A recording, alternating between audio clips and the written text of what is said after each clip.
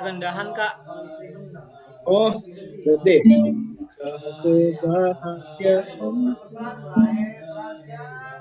Suaranya kalau bukan original sound sember ya. Coba, Kak, dites.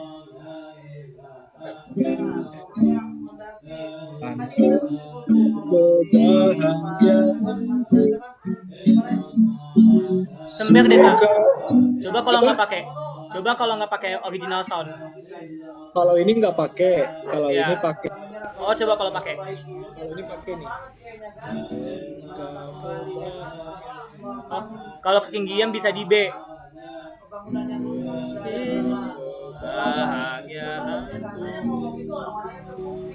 Mendingan di C sekalian. Lebih enak on apa? Enable atau disable ya?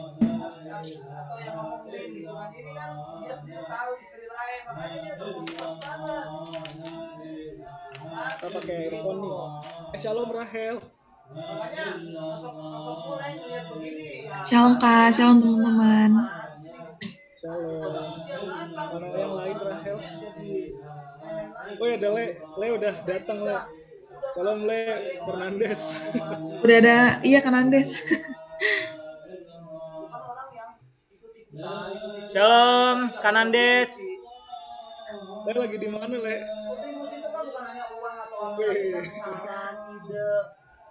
Guys.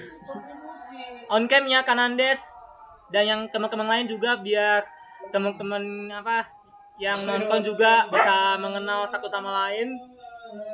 Iya. Fernandes lagi di mana? Udah lele aja nih.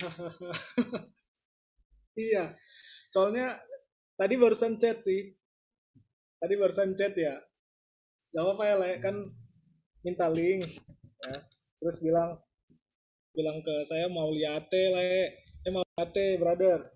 Terus saya bilang wah sama-sama Batak nih. Salah kita. tes.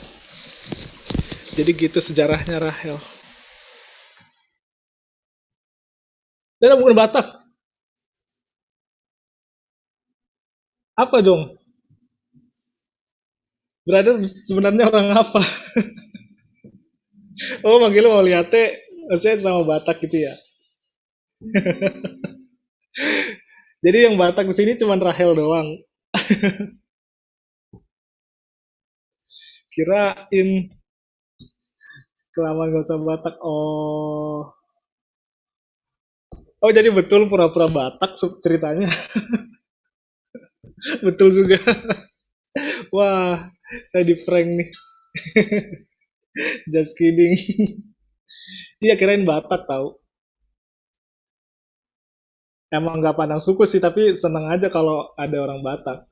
Ya, nggak Batak nggak menentukan itu kok keselamatan.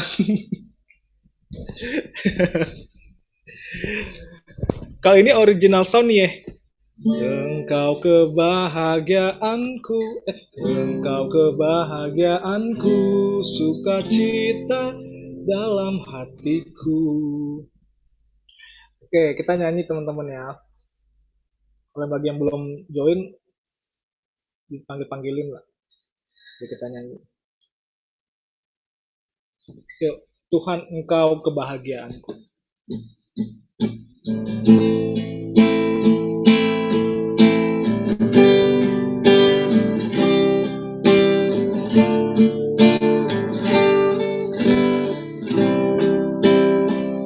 Tuhan Engkau kebahagiaanku. Tuhan Engkau kebahagiaanku, sukacita dalam hatiku. Apapun terjadi di hidupku, Tuhan Yesus cukup bagiku. Lain nyanyi sama-sama. Tuhan Engkau kebahagiaanku, sukacita dalam hatiku. Apapun yang terjadi terjadi di hidupku. Tuhan Yesus cukup bagiku. Walau hidup ini aku sendiri, Engkau setia menemani. Walau tiada harta dan kehormatan, Tuhan kekayaan abadi. Tuhan Engkau kebahagiaanku. Tuhan Engkau kebahagiaanku. Sukacita dalam hatiku. Apapun terjadi di hidupku, Tuhan Yesus cukup bagiku. Tuhan Engkau kebahagiaanku. Sukacita dalam hatiku. Apapun terjadi di hidupku, Tuhan Yesus cukup bagiku. Walau hidup ini aku sendiri, Engkau setia menemani. Walau tiada harta dan kehormatan, Tuhan kekayaan abadi. Ganti aku dengan kami. Walau hidup ini kami sendiri, Engkau setia menemani. Walau tiada harta dan kehormatan, Tuhan kekayaan abadi. Sekali lagi, kami sendiri. Walau hidup ini kami sendiri, Engkau setia menemani. Walau tiada harta dan kehormatan, Tuhan kekayaan abadi. Walau tiada harta, walau tiada harta dan kehormatan, Tuhan kekayaan abadi. Walau tiada harta, walau tiada harta dan kehormatan, Tuhan kekayaan abadi. Kita satukan hati dan pikiran kita. Bersama-sama kita mau ucap syukur kepada Tuhan. Atas segala kebaikan Tuhan, teman-teman. Sekarang kita mau mengucap syukur kepada Tuhan buat segalanya. Untuk kesehatan, untuk pemeliharaan Tuhan, dan untuk kebenaran firman yang Tuhan percayakan. Begitu juga dengan untuk teman-teman dalam komunitas, teman-teman seperjuangan kita. Mari nyatakan ucapan syukur kita kepada Tuhan. Kita ambil waktu teduh sejenak, teman-teman.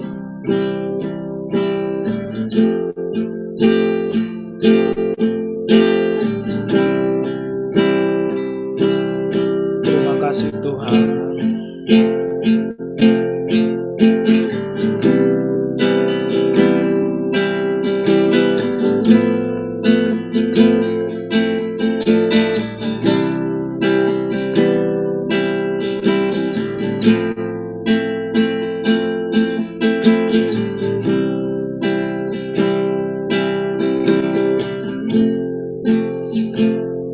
Terima kasih ya Bapa di sorga, kami kembali datang kepadamu ya Bapa. Kami sangat mengucap syukur atas keberadaan kami. Semua karena kesempatan daripadamu ya Bapa. Terima kasih kami telah bisa ikut kembali dalam pertemuan ini, dalam persekutuan kami ini ya Bapa. Kiranya Engkau hadir di dalam kami ya Bapa. Ikutlah bergabung dalam persekutuan kami Bapa. Terima kasih atas kehadiran teman-teman dalam persekutuan ini. Engkau jaga kami terus dalam kebenaran-Mu ya Bapa, hingga Engkau mendapati kami tetap setia ya Bapa. Berdoa untuk teman-teman yang belum dapat gabung, Engkau sertai langkah mereka ya Bapa. Engkau berkati firman yang akan kami dengar dan kami pelajari. Biarlah firman itu dapat mengubahkan kami, menambahkan cinta kasih kami kepadamu ya Bapa. Kiranya Engkau melihat setiap perjuangan kami, setiap perbuatan baik kami yang kami persembahkan demi nama-Mu Tuhan Yesus Kristus. Ajar kami ya Bapa. Kami siap untuk belajar dan berkomunitas ya Bapa.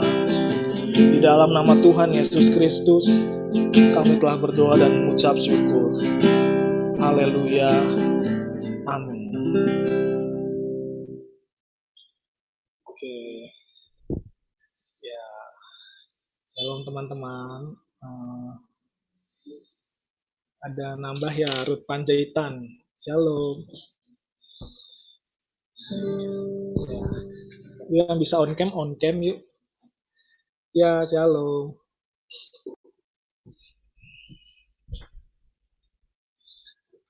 Kita ketemu lagi ya teman-teman.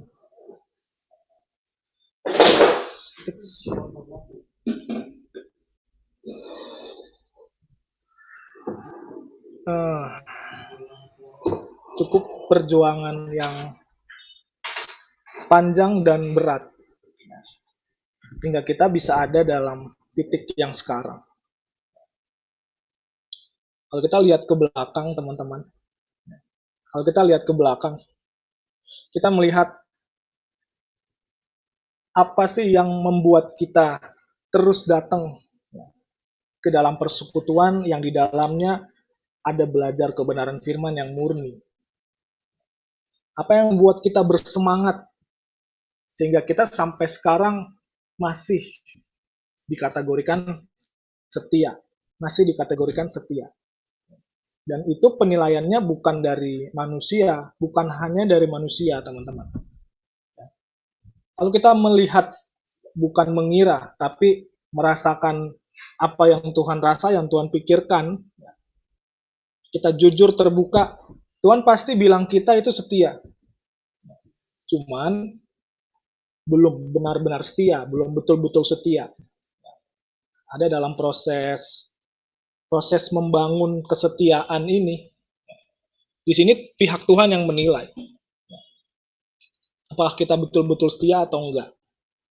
Karena kalau manusia itu cuma bisa membaca perilaku, tapi kalau Tuhan membaca motivasi terdalam, apa yang membuat kita hadir. Bisa aja kita hadir karena mau banyak teman, bisa aja karena kita mau banyak teman, makanya kita ikutin semua komsel kalau ada.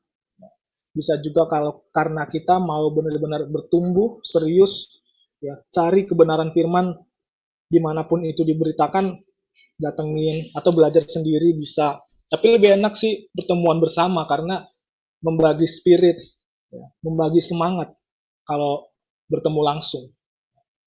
Lebih enak offline, tapi lebih enak ya.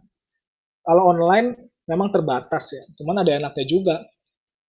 Ya, enaknya nggak usah pakai keluarin ongkos, ya, nggak usah pakai siap-siap mandi segala macam. Mandi juga sih, ya, mandi juga. Dan kelebihan-kelebihan kalau online, ya, ada rekaman juga. Ya, itu.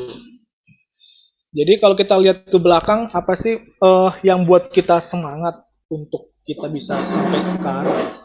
Ya. Tanpa tanpa panjang lebar, ini sebenarnya buat sharing sih. Boleh teman-teman sharing yuk. Nah, dari siapa nih? Jadi apa yang membuat teman-teman bisa sampai ada di titik ini? Gitu. Banyak sih motivasinya, ya nggak apa-apa. Semuanya kita harus pandang benar, tapi harus jujur juga. Awalnya gimana, dan sampai sekarang ini setelah dapat firman, ya, apakah motivasi yang awalnya salah sudah diubah atau belum? Ya. Oke, uh, boleh sambil sharing teman-teman. Ya. Siapa yang mau sharing? Raffles join nih ya, guys. Ada Raffles nih. Assalamualaikum. Dari siapa nih? Dari Jan, boleh? Slide belakang. Slide belakang. Oke, share Jan. Yuk. Jadi Kak, sorry Kak, bisa diulang lagi ininya. Oh iya deh. Itu sharingnya ya. Ini kan mengalir aja nih ceritanya. Jadi pas setelah doa, jadi bagiin apa yang terlintas di pikiran gitu, apa yang selama ini menjadi penggerak kita, kenapa kita bisa sampai di titik yang sekarang. Dari perjuangan kita, apa sih yang menggerakkan kita gitu. Begitu deh. Oke. Kalau saya sendiri karena mulai sama tujuan dan gaya hidupnya sih Kak. Jadi lebih apa ya, karena kita punya tujuan yang sama dan punya gaya hidup yang sama, dan gaya hidup ini harus punya kesadaran bahwa gaya hidup ini harus dipelihara gitu, dan kita nggak bisa walaupun sekuat-kuatnya pribadi gitu ya, maksudnya dengan kekuatan sendiri kita nggak bisa gitu, makanya kita butuh temen atau butuh komunitas atau butuh wadah yang punya visi sama gaya hidup yang sama gitu sih Kak. Jadi itu yang bisa buat bertahan dan tetap setia gitu sih.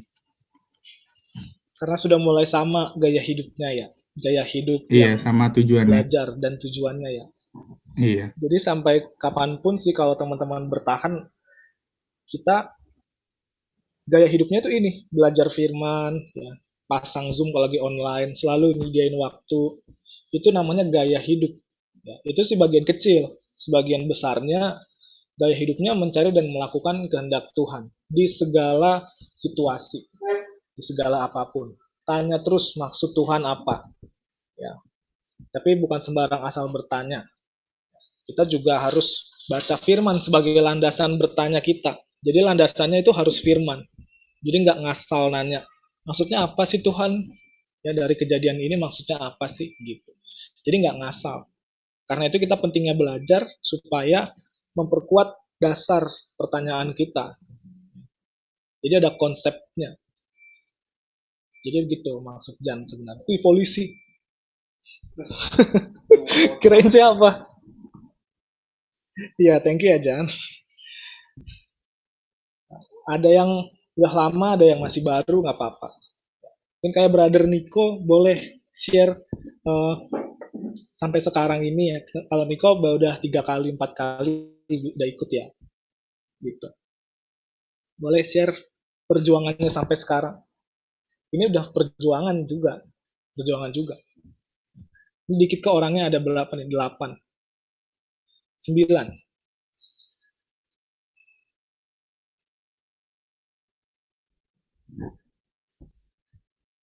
Bagaimana Brother Nico?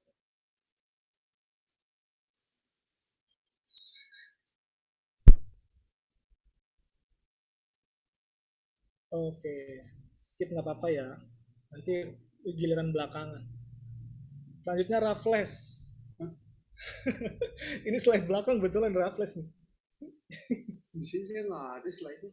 Ya kan itu di laptop. Ini di HP. Kalau abang pakai HP. Coba Raff sharing lah. Bagian ke teman-teman. Bentar deh, Nico udah stay. Ya, boleh Niko share tadi. Sudah paham apa yang mau di-sharekan? Sorry tadi habis keluar. Oh ya nggak apa-apa. Eh, jadi tadi itu kan membagikan sharing. Sebenarnya kita bertahan di sini itu karena apa? Apa yang membuat kita bersemangat untuk ikut Komsel gitu.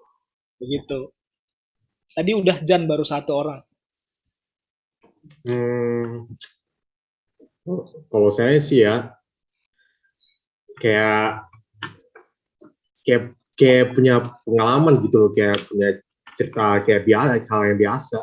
Dulu sih saya eh, dulu punya teman saya yang baru, tapi saya di Palopo, tapi sama aja ya, kayak gini juga. Ada teman gua ya ya eh, melayani gitu juga, ya itu sih pokoknya. Karena ada teman yang sama-sama melayani gitu ya. Ya sama-sama melayani, Oh, jadi saling menguatkan gitu ada ya. menguatkan gitu ya. Betul, puji Tuhan. Iya, thank you Niko. Dah, selanjutnya adalah let's go. Ada flash nih. Hah? Apa yang membuat Raffles bertahan di persekutuan? Ya ini sih bisa belajar firman bareng sama teman-teman gitu, kayak rasa beda lah. Sama aja yang kayak di paranoia. Apa tuh paranoia? Ya ini ngerasain hal yang beda aja gitu, kalau sama teman lama sama teman yang ini, sama teman baru yang sama-sama belajar gitu, pun udah ngerasain sekarang juga. Kan dulu kan walaupun pergaulannya hancur banget dah, Mm-mm. dari SD sampai SMP, SMK-nya jadi gua mulai masuk kayak komunitas gitu kan, kayak belajar gitu kan, diajak sama abang. Iya. Ya itu kayak gitu. Jadi karena Ya punya teman yang berbeda gitu. punya teman yang berbeda. Punya teman yang membangun ya, nggak menjerumuskan kayak dulu. Iya. Oh iya, iya kan? Iya, betul berarti. Itu juga bisa kayaknya sama kayak Niko juga jawabannya. Ya, karena punya teman yang sama-sama membangun. Oke, thank you Raf. Kalau Rahel gimana deh?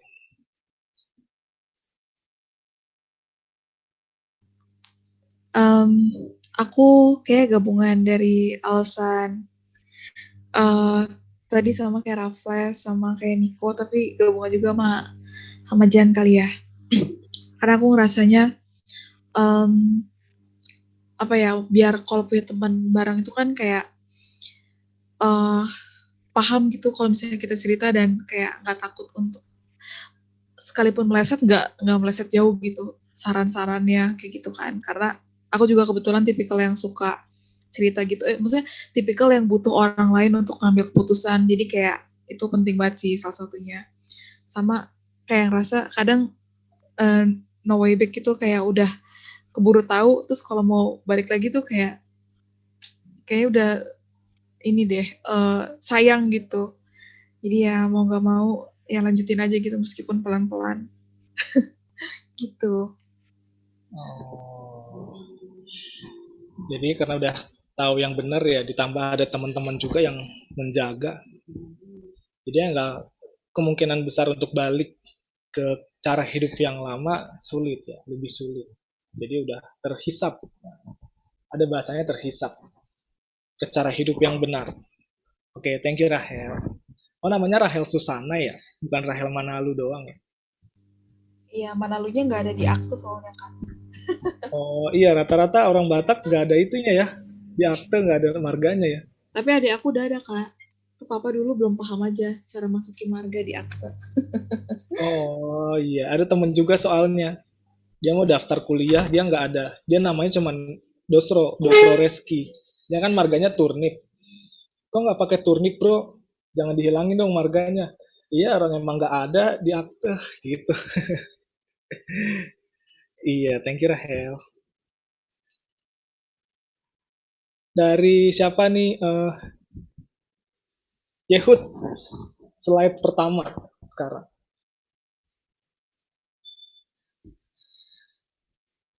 Terkondisi semangat. Iya, udah semangat lah. Disemangatin lagi. Oh, double semangatnya. Oh ya, oke ya, nggak apa-apa ya. Ntar ya, nggak apa, santai. Oke, dari Brother Nandes. Shalom brother. Oh iya, oke Yehud.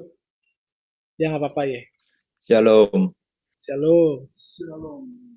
Pertanyaannya apa sih tadi? Lupa. Ya, apa yang membuat kita bersemangat sampai ke titik yang sekarang? Gitu. Secara pribadi ya, Iya. pengen tahu kebenaran dalam Tuhan aja sih. Yang benarnya tuh kayak gimana gitu. Jadi Keponya yang benar gitu ya. iya, yang benar secara benar tuh kayak gimana sih gitu. Benar menurut Tuhan tuh seperti apa sih? Banyak hal banget yang nggak tahu. Jadi ya kenapa masih ada di komunitas ini ya butuh banget belajar sih banyak hal. Sampai punya gaya hidup yang benar gitu. Iya, benar itu. Ya.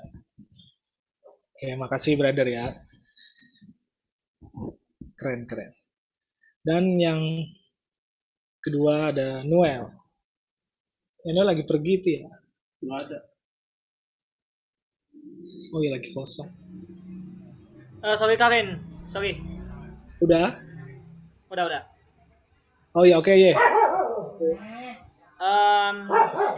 Sebelum aku sharing begitu, jadi mohon maaf sebelumnya sekali lagi karena di rumah biasa ada anjing aku di depan, kalau akan lewat suka ngegonggong, jadi begitu. Nah, secara pribadi kalau aku kenapa bisa ada di komunitas ini, karena satu hal sih yang buat aku udah di ini sih, sekali lagi kenapa aku bisa ada di komunikasi ini, karena pertama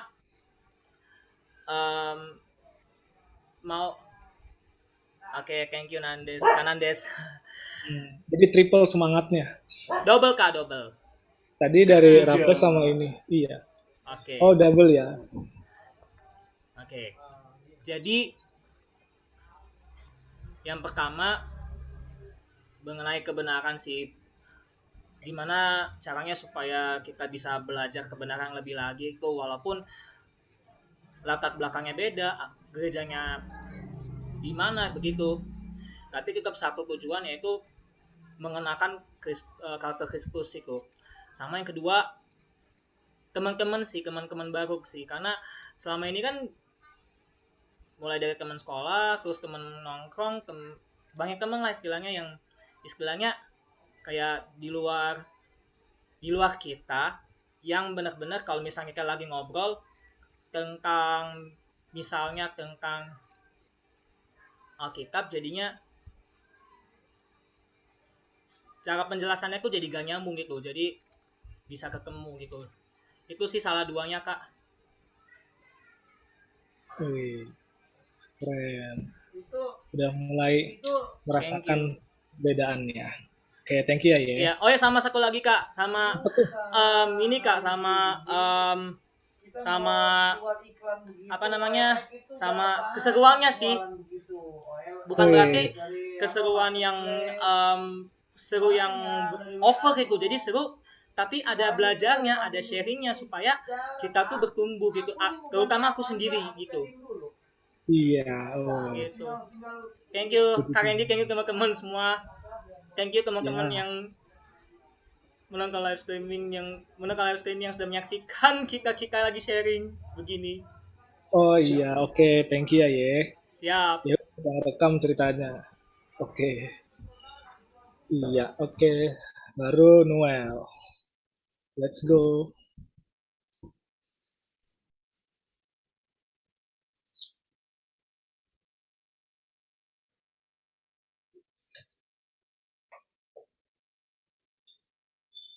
Belum jelas, tes. Baru masuk. Sudah. Oke. Nah, sebenarnya saya juga agak bingung sih kenapa saya masih di sini gitu. Kadang-kadang suka mempertanyakan diri gitu, kenapa masih masih sih ada di sini. Nah, tapi dari apa yang saya renungin gitu ya, saya ternyata ngerasa kalau misalnya khususnya di besar ya, bukan cuma belajar firman di Komsel doang tapi benar-benar di keluarga besarnya, maksudnya 180 lah bisa dibilang. Itu kayak ngerasa yang pertama yang pasti kayak ngerasa diterima di sini gitu. Jujur aja, pasti kan kita bakal ngerasa ya kalau ternyata di sini lumayan lumayan banget nih penerimaannya. Nah, terus selain dari sisi penerimaan, ada pembelajarannya juga yang ngebantu, yang ngerubah pola pikir kita gitu. Yang bukan cuma ngerubah pola pikir, bener-bener ngebantu gimana sih cara hidup di bumi ini gitu. Ketika ada suatu hal yang berat atau gimana pun itu. Nah, terus kan ada dua hal tuh. Nah, mungkin ada poin ketiga sih, poin tambahan. Kalau dari saya secara pribadi, apa itu? Ya, di sini kita belajar gitu. Di sini kita belajar gimana sih, bukan buat hidup ya. Kalau yang kedua kan tentang cara hidup ya. Nah, yang ketiga itu gimana jadi seorang yang berpengaruh gitu. Ya mungkin itu jadi merupakan dampak dari yang nomor 2. Tapi dari saya, itu benar-benar suatu hal yang luar biasa. Karena kenapa gitu? Karena kalau misalnya nggak ada ini mungkin benar-benar masih nggak jelas gitu. Saya secara pribadi ini keberadaannya nggak jelas. Nggak jelas kayak gimana maksudnya. Nggak ada skill apa-apa, bisa dibilang kayak gitu. Atau bukan cuma skill. Kan bisa dibilang kan kalau saya kan orang yang pemalas dan sebagainya. Nah, saya jadi kalau misalnya saya melihat gitu, kalau misalnya saya nggak ikut komunitas ini gitu, atau nggak ikut komsel kan, itu benar-benar kayak nggak ada suatu hal yang bakal dipacu buat lebih gitu. Nah, jadi dari saya sih 3 hal ini Kak. Kenapa saya tetap ada di sini gitu. Mantap.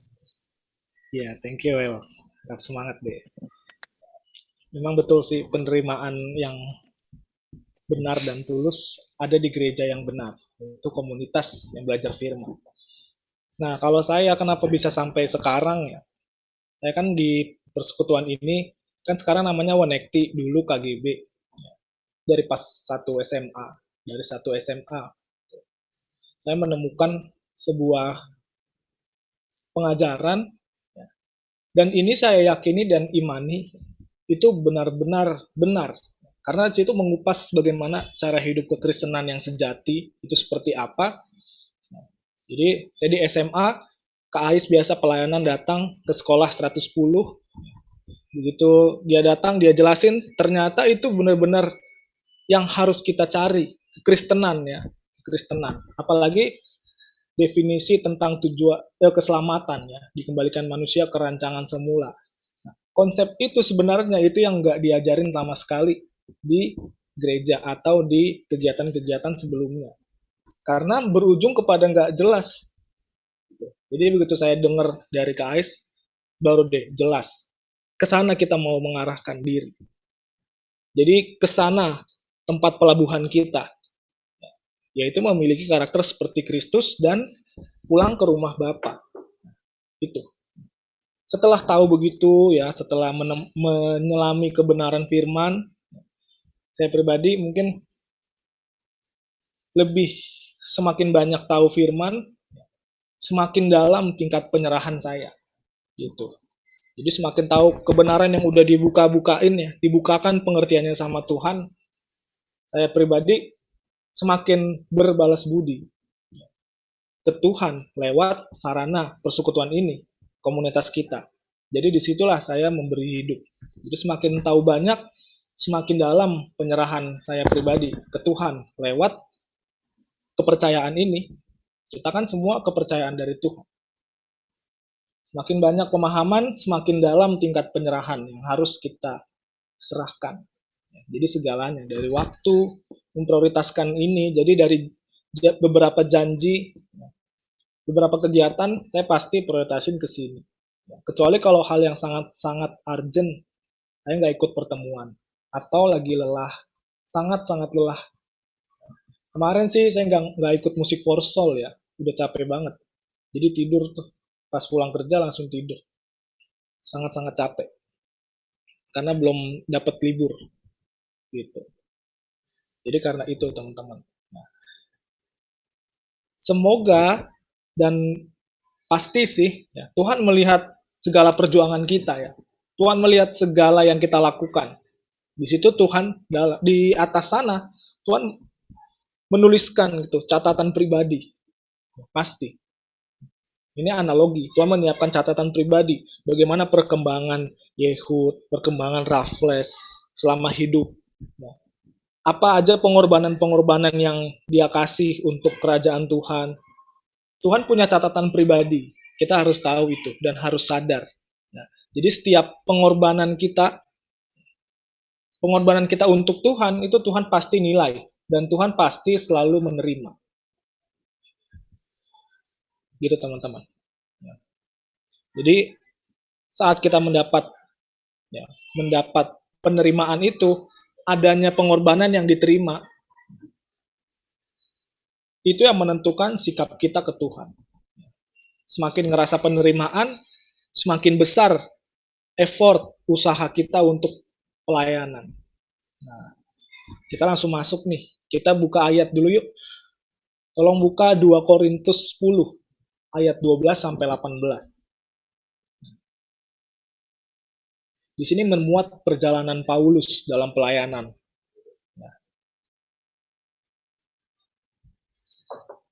12, 13, 14, 15, 16, 17, 18. Ada 7. Satu-satu dibaca ya teman-teman. Dari Yehud, ingetin urutannya ya. Yehud, Noel, Raffles, ini di slide nih. Jan, Rahel, Nandes, Nico. Ada 7 kalau nggak salah deh. Ya. Yehud, Noel, Raffles, Jan, Rahel, Nandes, Nico. Oke. Yo. Let's go.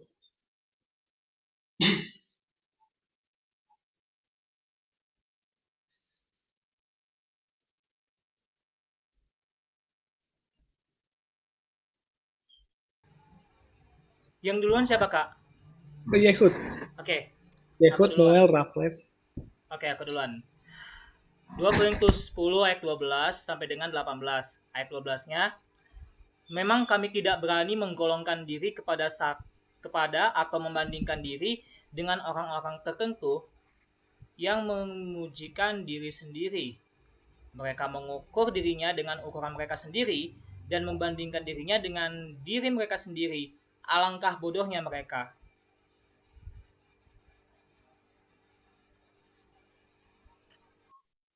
Sebaliknya, kami tidak mau bermegah melampaui batas, melainkan tetap di dalam batas-batas daerah kerja yang dipatok Allah bagi kami, yang meluas sampai kepada kamu juga.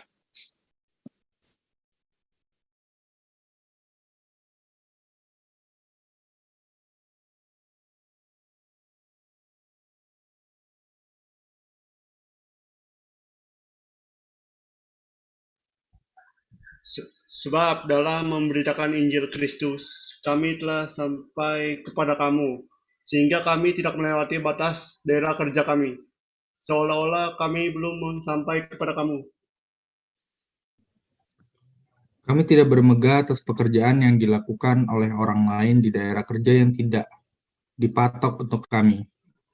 Tapi kami berharap bahwa apabila imanmu makin bertumbuh, kami akan mendapat penghormatan lebih besar lagi di antara kamu jika dibandingkan dengan daerah kerja yang dipatok untuk kami. Ya, kami hidup supaya kami dapat memberitakan Injil di daerah-daerah yang lebih jauh daripada daerah kamu dan tidak bermegah atas hasil-hasil yang dicapai orang lain di daerah kerja yang dipatok untuk mereka. Tetapi barang siapa bermegah, hendaklah ia bermegah di dalam Tuhan. Sebab bukan orang yang memuji diri yang tak uji, melainkan orang yang dipuji Tuhan. Ya, oke. Coba balik dari ayat pertama, ayat 12 ya. Dari atas nih. Nah, jadi ini dari perkataan Paulus, teman-teman. Paulus di sini menegaskan kepada dirinya dan kepada yang mendengar atau yang si pembaca, siapa dia sebenarnya. Jadi dia tidak menjadi sama dengan rasul-rasul pada umumnya dengan nabi-nabi palsu ya, yang di sekitarnya. Karena kalau kita lihat di ayat pertama, ayat sebelumnya, perikop sebelumnya, itu menjelaskan tentang kemunafikan nabi-nabi palsu. Ya, orang-orang Farisi, pengajar-pengajar, dan lain-lain. Tuh. Karena banyak di luar sana, itu nabi-nabinya memuji dirinya sendiri. Kan? Mereka mengukur dirinya dengan ukuran mereka sendiri. Dan membandingkan dirinya dengan diri mereka sendiri. Itu namanya memuji diri sendiri. Dia membuat penghargaan pribadi atas dirinya sendiri. Jadi perbandingannya itu dengan standar yang ditetapin dirinya. Orang sombong kan begitu pada umumnya. Dia membanggakan diri, ya, memuja diri, tidak ada bandingannya sama yang lain juga. Tapi dia membandingkan dengan karakter atau ketetapan yang dia patok. Itu bisa dibilang harga diri. Dia mempatok harga diri segini. Misalkan dia berhasil sekian persen, ibaratnya pencapaiannya 70%.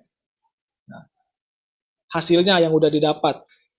Terus dia menetapkan standar dia, ibaratnya KKM dalam belajar. KKM-nya itu 6,5, 65. Gitu. Ternyata dia hasil yang dicapai, pencapaiannya 70. Gitu. Jadi dia membanggakan dirinya karena dasar patokan dirinya sendiri. Gitu. Membanggakan diri. Sombong yang jenis yang lain. Kalau sombong kan sebenarnya banyak artinya, teman-teman. Itu yang pertama. Yang kedua, sombong membandingkan dengan orang lain. Jadi patokan standarnya itu orang lain. Jadi dia melihat ke bawah standar yangnya kayak begitu, sementara aku mencapai pencapaian yang sekian persen. Aku berhak membanggakan diri, meninggikan diri. Lebih dari orang itu. Tapi kalau yang di kasus ayat ini, itu patokan standarnya, standar pencapaiannya itu dirinya sendiri. Dan itu memegahkan diri sendiri. Ya. Jadi orang-orang di sana memegahkan diri sendiri dengan secara salah. Makanya dibilang, ini sarkasme juga ya Paulus ya, alangkah bodohnya mereka. Bodoh mereka. Kalau orang di luar sana itu ya, perjanjian lama, menganggap itu merupakan sebuah penghinaan terhadap hewan. Jadi kalau dibilang bodoh, itu udah sama penghinaannya terhadap hewan. Perkataan Paulus yang ini, yang belakangan ini. Alangkah bodohnya mereka. Jadi orang yang dengar ini pada masa itu menyangka kalau itu udah penghinaan banget. Gile. Ya, sok bener aja lu Paulus bagi orang yang dengar. Karena udah disetarakan sebagai hewan peliharaan. Ledekannya. Sebaliknya kami tidak mau bermegah melampaui batas. Nah, si Paulus nih, melainkan tetap di dalam batas-batas. Daerah kerja yang dipatok Allah bagi kami, yang meluas sampai kepada kamu juga. Jadi di sini Paulus tidak mau berlebihan. Tidak mau berlebihan dalam wilayah kepercayaannya. Ya. Paulus kan ada wilayah-wilayah kepercayaan yang dari Tuhan. Dia nggak mau bermegah melebihi kapasitasnya yang dari Tuhan. Jadi kalau orang-orang Farisi atau orang-orang nabi-nabi palsu, bermegahnya udah melewati batas wilayahnya. Makanya dia over membanggakan diri bahwa aku hebat. Dia menjelaskan ke orang-orang kalau aku sudah berhasil ini dan itu. Tapi Paulus di sini enggak. Dia tetap ada dalam batas yang Tuhan tetapkan. Dari menjalaninya, dari menikmatinya. Maksudnya apa tuh menjalani dan menikmati? Paulus tidak melewati batas dalam menjalani kepercayaan. Dia tidak bersikap sendiri di luar batas. Dia tetap ada dalam arahan. Kalau Tuhan suruh dia menginjil di sini, jangan pakai embel-embel lain. Gitu. Dan itu Paulus nurut, Paulus dengerin. Makanya di sini dia nggak melewati batas, baik yang dijalani maupun yang dinikmati. Dia mendapat upah, dia menerima upah itu ya, tetap ada dalam kontrol, dalam pagar. Jadi biasa aja. seandainya dia dikasih upah pelayanannya, dia biasa aja. Malah di satu ayat ya Paulus pernah bilang ya, bahwa upahku dalam menginjil adalah tidak diberi upah. Nah, itu merupakan sebuah perjuangan yang gila-gilaan itu. Jadi apa sebenarnya yang Paulus harapkan? Nanti sinkron nih sama sharing kita, nanti sinkron. Jadi dari sisi ini Paulus nggak mau berlebihan. Ya. Jadi Paulus menjelaskan dalam suratnya. Ini loh aku sebenarnya dalam konteks itu. Aku nggak sama seperti orang-orang pada umumnya, pengajar, nabi-nabi palsu. Terus coba lihat ayat 17-nya deh. Ayat 17-nya atau ayat sesudahnya. Kita tolong deh. Ayat 14-nya dari ayat 14 deh. Ini kan ini. Nah, untuk melewati batas. Nah, 15-nya kami tidak bermegah atas pekerjaan yang dilakukan orang lain. Nah, yang tidak dipatok untuk kami. Nah, itu. Tapi yang kami harap bahwa apabila imanku makin bertumbuh, kami akan mendapat penghormatan yang lebih besar lagi di antara kamu. Itu maksudnya penghormatan yang orang-orang dunia harapkan. Ya. Yang lebih besar. Apa yang lebih besar dari penghormatan manusia? Yaitu penghormatan dari Allah. Ya. Jika dibandingkan dengan daerah kerja yang dipatok untuk kami. Ya, kami hidup supaya kami dapat memberitakan Injil di daerah-daerah yang lebih jauh daripada daerah kamu. Ya. Terus ayat 17-nya, tetapi barang siapa bermegah, hendaklah ia bermegah di dalam Tuhan. Ya. Dia bilang kayak gitu karena orang-orang sekitarnya tidak bermegah di dalam Tuhan. Dia memegahkan dirinya sendiri. Ya. Memegahkan dirinya sendiri. Oke, ayatnya udah dulu deh. Bentar. Bermegah di dalam Tuhan. Kita tetap harus ada dalam kendali, teman-teman. Dan di sini yang menjadi pagar kita itu kebenaran firman. Firman yang menjagai kita. Makanya sering kita dengar ya, jagaku Tuhan dalam kebenaran. Firman yang kita pelajarin sekarang itu berfungsi atau berguna menjagai kita agar kita tidak keluar dari batas. Agar kita tidak keluar dari batas. Jadi kita dihalangi atau dijegat oleh firman. Dalam hal apa aja tuh? Dalam hal pertama yang tadi dalam wilayah kepercayaan. Ya. Di sini kalau bahasa kitanya dalam pelayanan.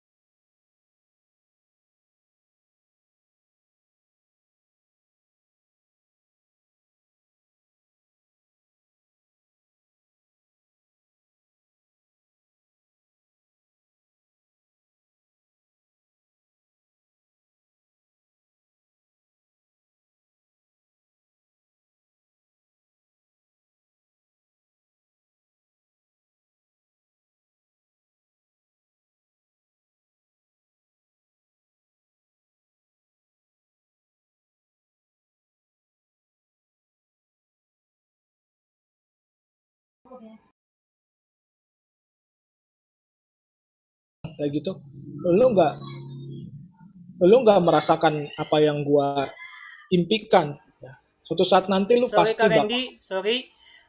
Ini baru gabung lagi karena ini kan lagi cas juga. Jadi tolong diulang lagi Kak yang sebelumnya Kak. Thank you. Apa tuh dari yang mana? Dari yang sebelum sekarang. Apa yang dari mananya? Dari mana ya? Wah, ada kelup. Wah.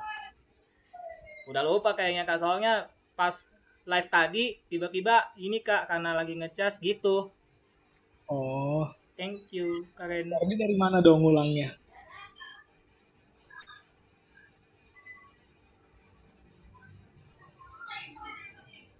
Dari Dari yang itu sih, dari apa ya? gimana kira-kira ya teman-teman?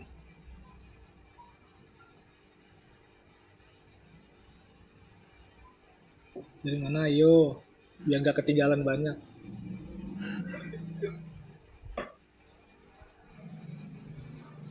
Dari ini, kita nggak keluar batas. Iya, Yang buat semangat Kak mungkin. iya betul, yang membuat semangat Kak mungkin. Thank you. Thank you Jan, thank you semuanya. Jadi karena Tuhan ya yang membuat kita bisa tetap ada sampai sekarang. Jadi pada saat kita berusaha, firman yang menjaga kita untuk kita tidak keluar batas. Dalam pelayanan pekerjaan Tuhan, kita ditugasin apa, kita tetap melakukan yang ditugaskan. Nggak lebih, karena kita cenderung lebih mengeksplor. Ya, jadi melewati rambu-rambu. Jadi lewat yang dijalani dan lewat yang diterima. Pada saat kita mendapatkan ibaratnya upah ya, entah itu bentuknya pujian, entah itu bentuknya fisik betulan atau makanan, penghargaan dari orang yang melihat ketulusan kita, kita terima, cuman nggak over. Kenapa yang buat nggak over? Itu karena firman yang menjaga kita. Lihat kita perubahannya signifikan, drastis, kita berubah benar-benar. Saat kita berubah betul-betul, kita dipuji, kita jadi biasa aja. Kembalikan pujian itu untuk Tuhan. Kembalikan puji-pujian yang datang ke kita atau pemberian ya. Kalau saya pernah sharing kan, kalau dalam pelayanan gini ya, pernah dikasih uang betulan, PK, salam tempel. Dulu saya masih pemikiran kolot ya, nolak mentah-mentah. Pokoknya jangan deh, jangan. Di situ agak keras juga nolaknya. Tapi makin kesini, yang nggak ada salahnya kita menerima. Ibaratnya itu upah, tapi kita nggak boleh berharap lebih. Kalau kita berharap lebih kan kita keluar dari jalur. Jadi yang menjaga kita untuk tidak keluar itu firman. Jadi saat kita nerima jadi biasa aja, ya, kagak primitif pemikirannya gitu. Ya udah kalau ini hakku ya hakku, ya, tapi aku akan persembahkan lagi untuk Tuhan. Maksudnya aku akan pakai pemberian ini dengan sebaik-baiknya. Itu nanti ya Sun, kalau teman-teman dapat upah dari apa yang teman-teman lakukan sekarang.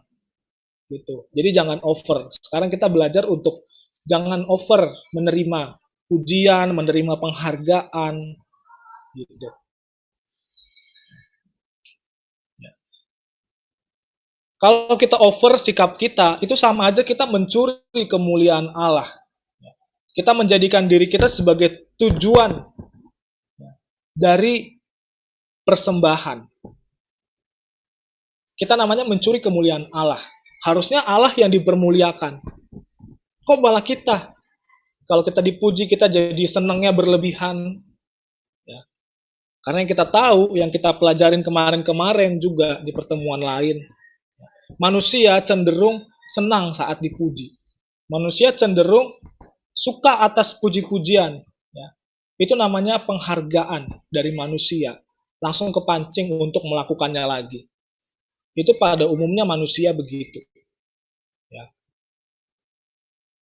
Yang jadi masalahnya kan banyak yang salah bersikap dalam menerima pujian, salah bersikap dalam menerima apresiasi, salah, jadi over, berlebihan atau menolak mentah-mentah itu juga salah. Bagi saya sih salah, menolak mentah-mentah itu salah juga, nggak tepat sama yang Tuhan mau, ya. Nggak tepat. Jadi pada saat kita ingin dipuji, ya diakui hebat, wah hebat lu. Baru umur segini udah tahu banyak firman. Baru umur segini udah pelayanan di mana-mana. Hebat. Kalau kita dengar dan kita kalau nggak ada firman yang menjagain, kita pasti over, berlebihan. Ah, bisa aja lu, itu Tuhan kok yang baik, bukan gua. Tuhan yang buat gua jadi kayak gini. Ya. Semua karena Tuhan kok. Ya. Itu namanya ya, memberikan kemuliaan Allah secara salah. Yang tadi kita kasih balik kemuliaan Allah. Itu salah, bukan kayak gitu. Ibaratnya main gitarnya bagus nih. Ya. Kalau itu nggak ada firman yang menjagai, pasti bilangnya, hei, bukan gua kok yang bagus, Tuhan yang bagus, bukan gua. Tapi kan masalahnya, lu yang main gitar. Ya, bukan Tuhan yang lagi main gitar, lu yang main gitar. Ya, bukan Tuhan yang mainin sendiri gitarnya. Ibaratnya gitu. Nggak lebay, nggak over. Gitu. Ya. Jadi manusia itu senang ya kalau dipuji. Sekarang kita belajar bagaimana kita kalau nerima puji-pujian itu, penghargaan itu, kita bersikap biasa aja. Tetap lakukan yang terbaik, itu sikap kita yang paling mudah kita tahu dan sulit untuk kita tetapkan. Tapi pasti sih kalau pada umumnya, kalau orang dipuji, ya, dihargai hasil karyanya, itu pasti, dia pasti ngelakuin lagi hal yang sama. Tapi teman-teman mesti tahu ya, kebenaran baru lagi, informasi itu, pemahaman itu, harus kita pergunakan dengan benar dan tulus. Ya. Kita jangan memakai informasi itu dan menyalahgunakannya. Ya. Jadi semuanya serba teknik. Untuk bisa mempengaruhi orang, pakai teknik. Ya. Tinggal dipuji aja, pasti dia ntar nurut sama gua. Itu yang salah nih, orang yang nggak belajar firman, orang yang nggak membangun hubungan sama Tuhan. Dia memakai pemahaman yang betul itu ya, disalahgunakan. Ya. Jadi dia menghack orang dengan cara itu. Paham ya, menghack orang. Atau teman kerja gitu, kita puji aja dia. Ntar dia pasti ngelakuin lagi, gue jadi santai aja. Santai, nggak kerja banyak. Tinggal dipuji aja, dia pasti mau lagi kok. Nah, itu yang salah. Tuhan nanti pasti ngelihat deh. Jadi pemahaman kita yang sekarang ini, jangan kita pakai untuk ya, kerugian sesama kita. Harus untuk kemuliaan Tuhan dan harus bersih. Ya. Nyatakan pujian, memberikan penghargaan ke orang itu harus tulus. Harus di dalam batas, jangan di luar batas. Tetap terkendali dalam arahan Tuhan. Karena sekarang temanya itu dihargai Allah. Ya. Dihargai Allah. Bagaimana kita bisa ya, seperti Allah yang melihat perjuangan kita, bagaimana kita yang seperti Allah yang menghargai karya-karya kita. Seperti itulah kita harus bertindak seperti Allah dalam memuji orang pada saat dia melakukan yang benar. Seperti Allah aja. Jadi tugas kita itu merespon sebagaimana Allah merespon. Dan itu susah. Secara kulit gampang, secara aplikasi itu sangat sulit. Pokoknya jadi patokan itu Allah deh. Ini sejenis sama yang waktu doa malam kemarin itu. Bagaimana kita bisa mengasihi orang? Kalau jawabannya karena kita sudah mendapat kasih dari Allah. Kalau kita dapat kasih dari Allah lewat persekutuan, hubungan yang intim, kita pasti bisa mengasihi orang, menerima orang. Sama kayak gitu. Bagaimana kita mau memberikan pujian yang tulus, apresiasi yang tulus. Ya. Kalau sebaliknya lagi, kalau kita merasakan Tuhan yang menghargai, ibaratnya memberi piala atas apa yang kita lakukan.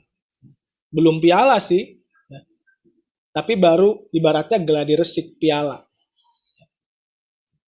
Pemberian yang lain. Kalau piala kan ibaratnya udah mencapai garis finish tuh. Sampai akhir ku menutup mataku tetap setia.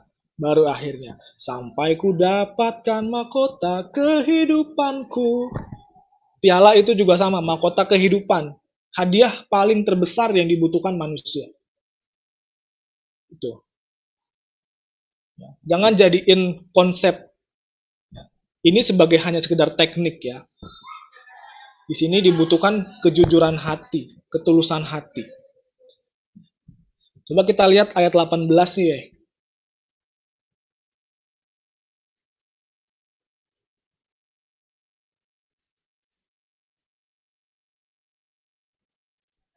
Ayat 18.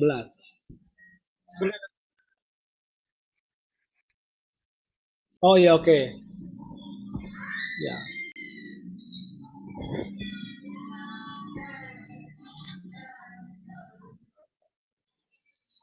Jadi soal oh iya, itu yang ayat tadi deh. Yang 2 Korintus ya. 2 Korintus 10 ayat 18. 2 Korintus 10 ayat 18. Sambil nunggu saya mau udah ya.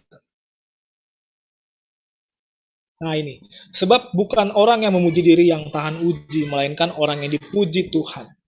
Ya. Bukan orang yang memuji diri kayak orang-orang di sekitar Paulus, nabi-nabi palsu, pengajar-pengajar yang gak jelas. Ya. Karena mereka memuji dirinya sendiri. Ya.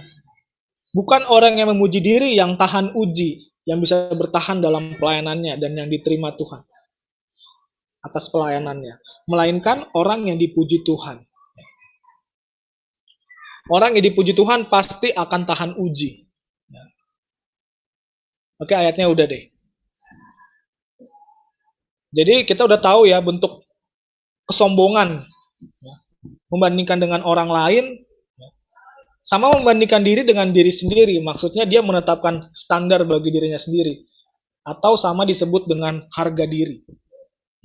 Menetapkan harga diri, jadi patoknya segini, dia melakukan sesuatu, apakah lewat dari standarnya atau tidak. Kalau lewat, dia memuji dirinya sendiri, ya.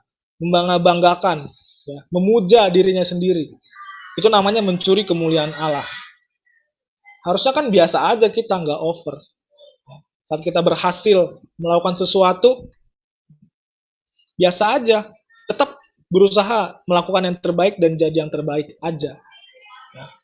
Di samping itu tetap doa, tetap belajar firman, supaya tetap terjaga tadi, nggak lewat, nggak over. Jadi baik memuji diri sendiri, ya, menepuk dada, ya, aku hebat, itu sama dengan kesombongan. Ya. Kesombongan itu sama dengan keangkuhan hidup. Ya. 3 dosa yang paling umum, keinginan daging, keinginan mata, dan keangkuhan hidup. Keangkuhan hidup ini, khusus ini, itu diwarisi sama Lucifer.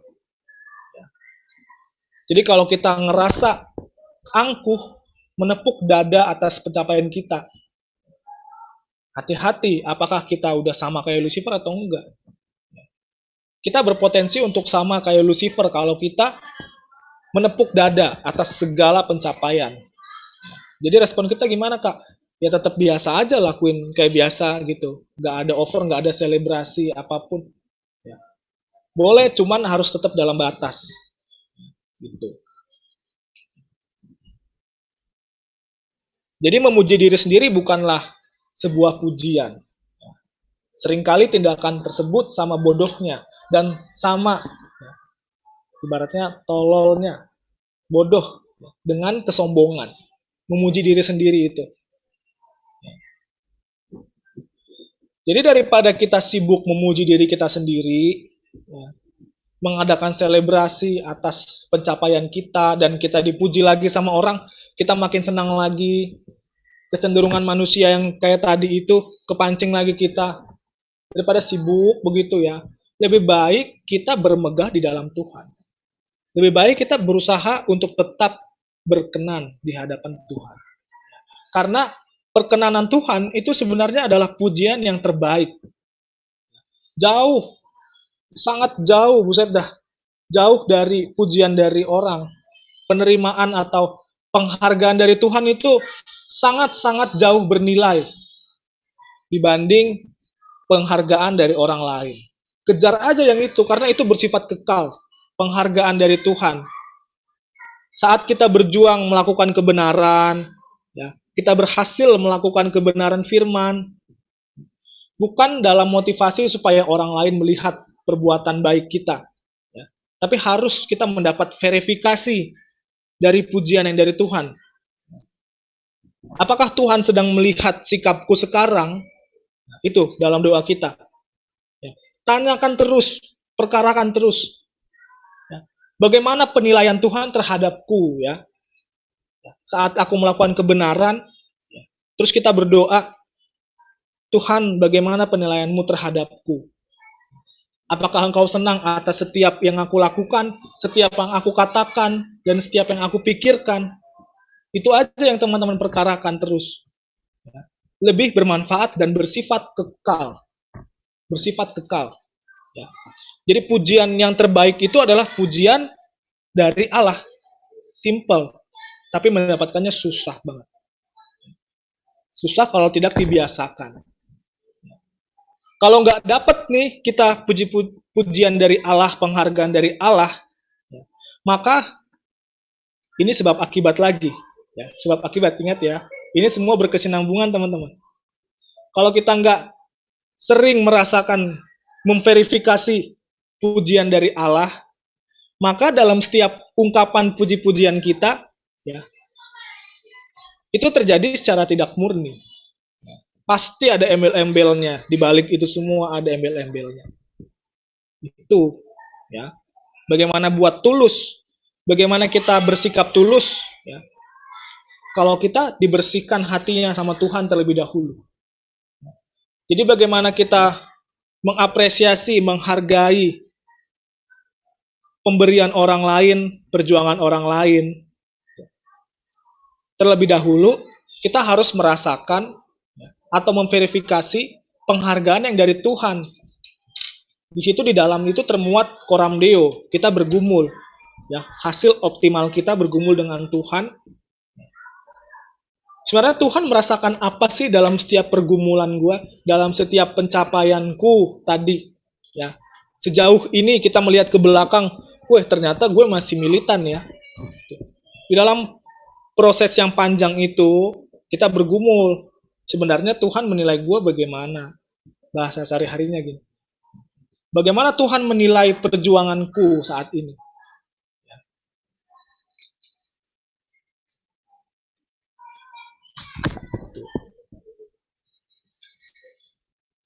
Sampai sini ada yang mau tanya nggak sebelum lanjut lagi? Ada yang kurang dimengerti nggak?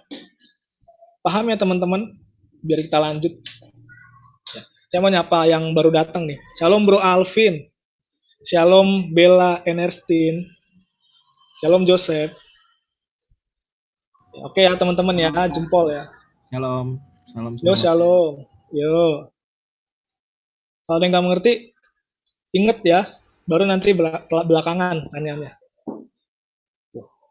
Oke. Bella oke. Joseph oke. Nah.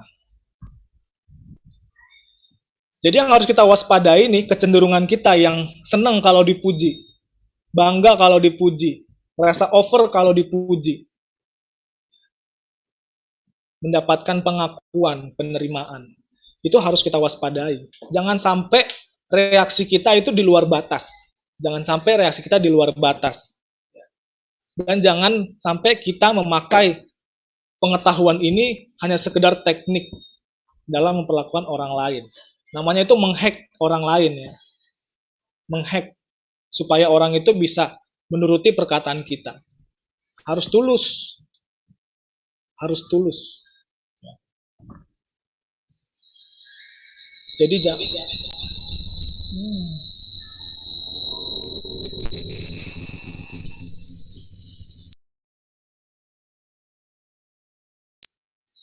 biasalah. Biasalah. Oke, nggak apa-apa. Ya. Nah, jadi kesimpulannya teman-teman, hari ini kita belajar bahwa sebenarnya ada upah kekal ya, dari prestasi abadi yang kita perjuangkan sekarang. Ada upah kekal saat mengejar prestasi prestasi abadi, saat kita mengejar prestasi abadi, apa tuh maksudnya mengejar prestasi abadi? Prestasi abadi kan itu pada akhirnya kita diterima Tuhan ya. Tak bercacat, tak bercela, sesuai versi kita. Maksudnya itu kesempurnaan sesuai versi kita. Karena setiap kesempurnaan orang beda-beda. Sesuai versi kita jadinya. Itu endingnya. Jadi saat mengejar itu di dunia ini, ya, itu dalam rupa kita berusaha hidup benar, kita menjaga perkataan kita mengerti kebutuhan orang lain, kita tidak merugikan sesama kita. Pada saat kita berjuang untuk melakukan itu, ya, mencapai prestasi abadi pada akhirnya, maka Allah akan memberikan upah yang bersifat kekal. Ya. Sebenarnya nggak hanya upah nanti di LB3 sana kita dikasih upah, tubuh kemuliaan baru, mahkota kehidupan, nggak berujung sampai situ doang, tapi pemberian-pemberian Tuhan yang lain yang bersifat kekal, hanya sifatnya yang bersifat kekal, jadi berkepanjangan itu, bersifat kekal. Apa aja tuh bentuknya? Nah, sekarang kita belajar, kita sadarin juga, apa aja sih upah yang dari Tuhan yang bersifat kekal? Memang pada akhirnya itu tubuh kemuliaan sama mahkota kehidupan. Jadi yang masih bersifat, yang di bumi ini yang bersifat kekal itu apa aja? Nah, yang pertama, itu merupakan pujian dari Allah yang berasal dari kedamaian hati. Adanya Shalom Elohim. Shalom Elohim atau Eirene. Kalau Shalom Elohim itu artinya damai sejahtera dari Allah kiranya menyertaimu. Makanya kalau setiap orang Kristen, kalau mau berkomunikasi, langkah awal atau chat gitu, Shalom. Saya selalu pakai Shalom. Bukan untuk menegaskan atribut Kristen. Karena saya udah tahu makna Shalom itu apa. Memang jadinya natural gitu sih jadinya Shalom, Shalom. Tapi mesti sering dimaknai Shalomnya itu apa maksudnya. Shalom bro, Shalom kak, ya. Atau Shalom dek. Memang dari yang saya lihat, gitu. Tapi harus berjuang kita sama-sama memaknai makna ini. Eirene itu bahasa Yunaninya, ya. Damai yang tidak diberikan dari bumi ini, yang hanya bisa didapat dari Allah. Kita kan dapat itu di bumi, dan itu bersifat kekal. Itu bersifat kekal. Ya. Jadi damai ini nggak bisa dijelasin. Ya. Teman-teman mesti mendapatkannya. Mesti berjuang untuk mendapatkan damai ini. Jadi secara singkatnya damai ini tetap ada saat situasi sulit, saat situasi senang terjadi, damai itu tetap ada. Itu yang membuat kita tidak over dalam bersikap, dalam merespon apapun. Tetap ada dalam jalur. Jadi kita nggak keluar batas. Karena ada damai dari Tuhan. Itu upah yang ada di bumi ini yang bersifat kekal. Dan yang kedua, teman-teman, kita akan mendapat pada saat kita berjuang untuk mengejar prestasi abadi, kita akan mendapat pengertian kebenaran yang makin meningkat. Saat kita berhasil melakukan yang benar, ya kita mendapat di bumi ini apa? Pengertian kebenaran yang semakin diluaskan, diperluas, semakin meningkat. Jadi kita punya jangkauan pandang yang cukup luas dan berkembang. Jadi yang ditambahkan itu yang dikasih upahnya dari Tuhan, itu pemahaman kita yang semakin berkembang. Jadi ada progres. Kalau saya bilang naik level gitu. Kita punya jangkauan pandang yang mirip sama seperti Tuhan, semakin sama. Adanya semakin berarti adanya progres. Itu yang Tuhan kasih bagi setiap orang yang melakukan kebenaran. Itu yang kedua. Dan yang terakhir kita akan mendapat kemampuan untuk mengerti apa tujuan Tuhan selanjutnya. Bersifat future ini. Setelah ini apa yang mau Tuhan katakan ya? Kita udah mulai tahu untuk selanjutnya. Next perjalanan kita akan mulai tahu. Jadi itu upah yang Tuhan kasih penghargaan yang dari Allah saat kita berhasil melakukan apa yang benar. Dan itu di dalamnya itu juga merupakan penguatan juga. Itu masuknya di poin pertama tuh, ya, mendapatkan damai. Di dalamnya, dalam damai itu ada penguatan, ada kekuatan. Jadi kita tetap stay, walaupun capek, walaupun ada masalah, tetap kuat, ikut dalam persekutuan. Dikuatin, yang menguatin itu damainya itu, karena tidak berpatokan dengan situasi dan kondisi. Baik suka maupun duka, damai tetap jalan. Baik sedang galau atau sedang sukacita, tetap belajar firman. Itu. Di dalamnya itu termuat. Ini sebenarnya sama dengan pengertian mendengar suara Tuhan. Jadi itu poin utamanya itu yang tadi. Sebenarnya yang 3 poin tadi sama dengan bagaimana kita memverifikasi suara Tuhan.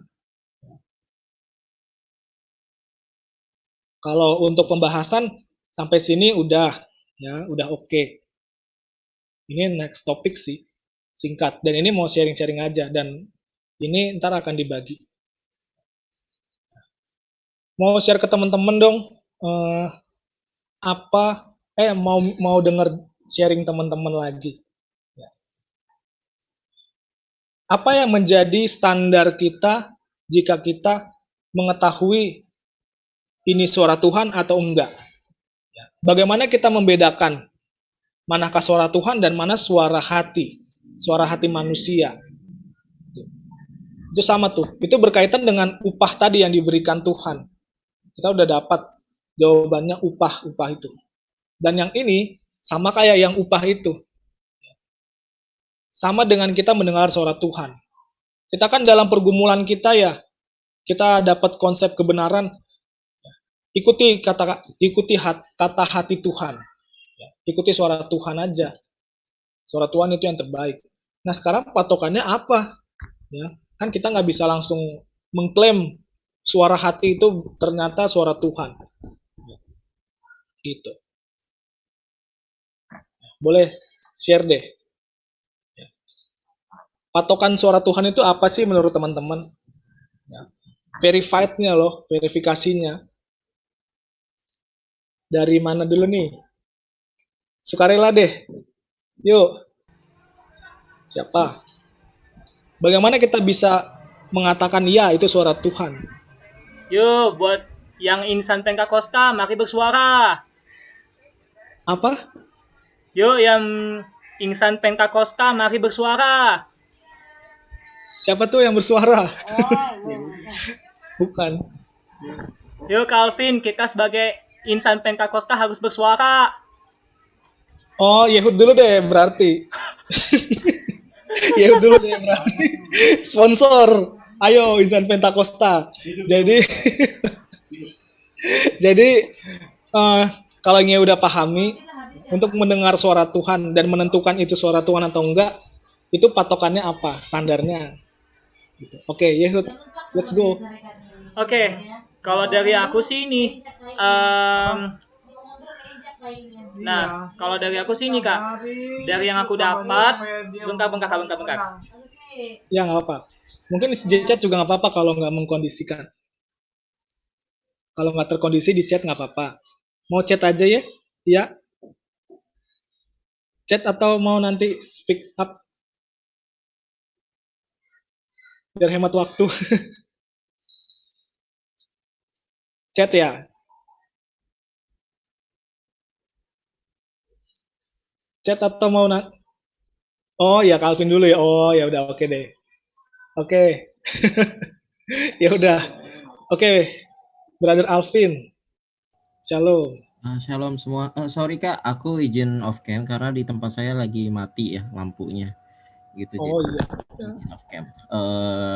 Sebelumnya thank you banget buat kesempatannya. Iya.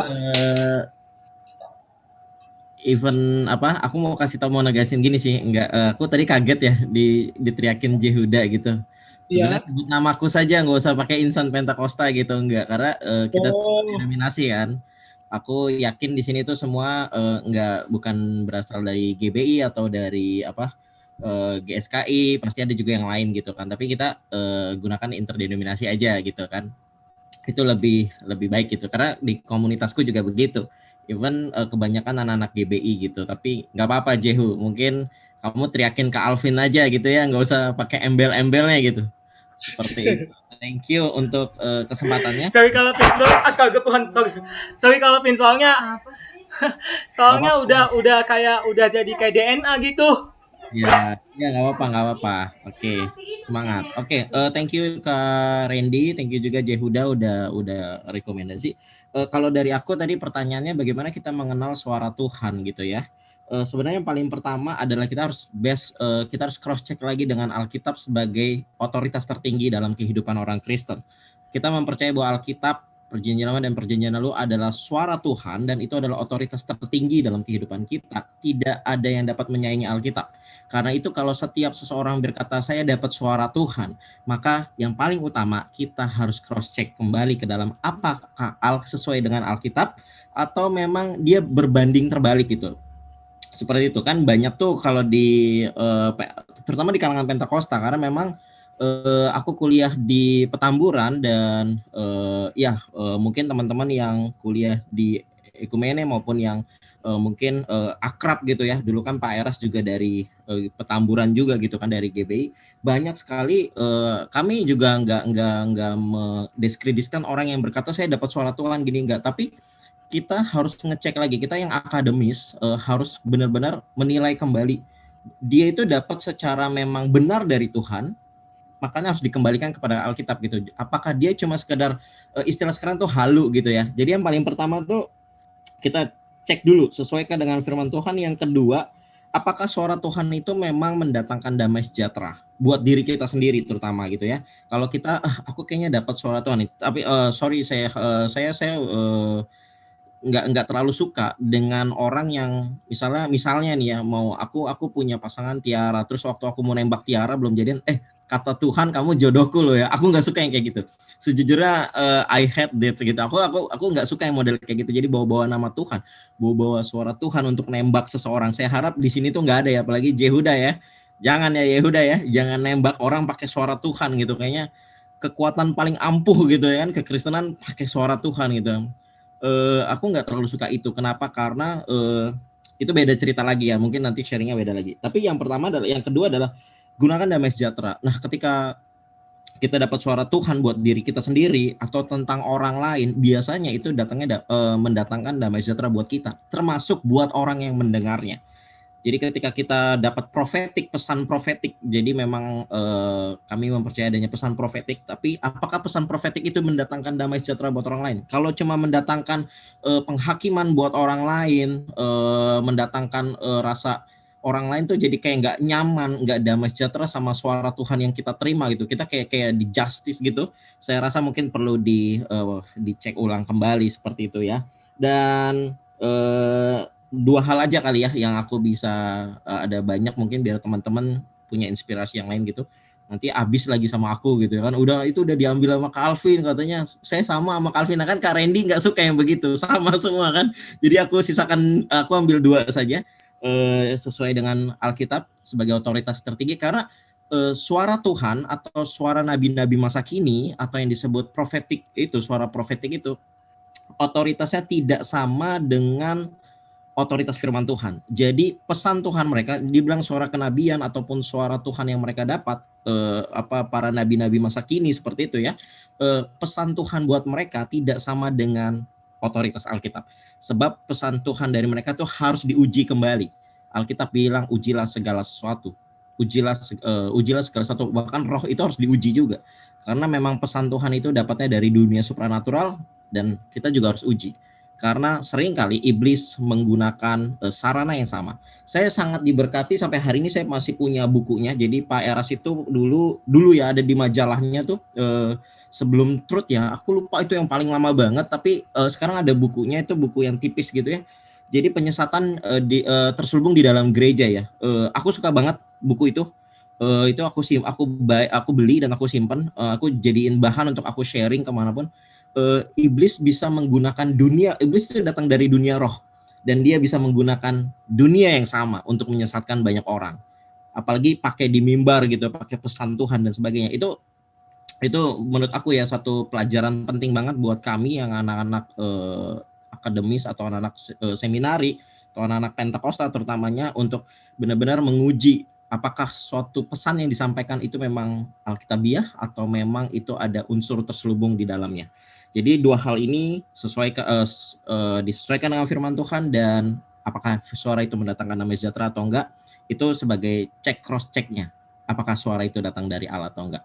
Saya pribadi tidak langsung menyesatkan orang ketika seorang bilang saya dapat suara Tuhan, enggak langsung menjustis gitu dia sesat, enggak.